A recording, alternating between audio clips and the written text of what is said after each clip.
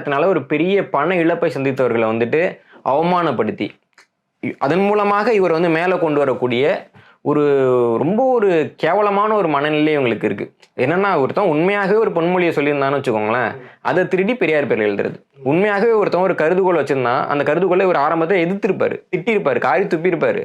ஒரு கட்டத்துல வேற வழியே இல்லாமல் அவர் ஏத்துப்பாரு. அது வந்து அவர் பேர்ல எழுத வேண்டியது. இப்ப கீழவேண்மணி படுகொலை தொடர்பாக இருக்கட்டும், ஓராண்டு வந்துட்டு அவர் வந்து கோபாலகிருஷ்ணன் நாயுடுக்கு எதிராக ஒண்ணுமே பேசல.